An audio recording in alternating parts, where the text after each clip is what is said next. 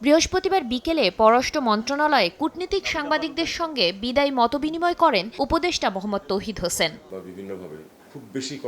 গণমাধ্যম কর্মীদের প্রশ্নের উত্তরে তিনি জানান, আওয়ামী লীগের নির্বাচনে অংশ নেওয়ার ব্যাপারে কখনো কখনো জানতে চেয়েছেন বিদেশি কূটনীতিকরা। শেষ সময়ে কয়েকটি দেশের সঙ্গে চুক্তির বিষয়ে তৌহিদ হোসেন বলেন, বোঝা রেখে যাওয়ার পরিবর্তে পরবর্তী সরকারের কাজ কমিয়ে দিয়েছে অন্তর্বর্তী সরকার। বার্ডেন রেখে যাওয়ার পরিবর্তে বরং আমি মনে করি যে আমরা অনেকগুলি ইস্যুজ এগিয়ে দিয়ে যাচ্ছি, যাতে সহজ হয় পরবর্তী সরকারের জন্য করা। জানতে চেয়েছে কেউ, সবাই না, কিন্তু কেউই কোনো ধরনের কোনো চাপ আমার উপর সৃষ্টি করে যে এটা করেন বা আপনাদের উচিত এটা করা ইমিডিয়েটলি, এরকম কথা কেউ আপনাকে কোনো বলেনি।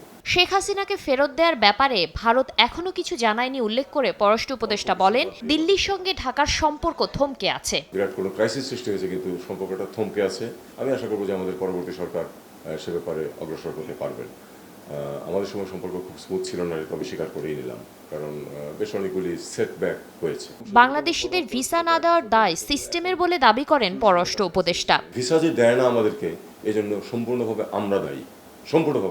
শাতিলা শারমিন, সময় সংবাদ, ঢাকা।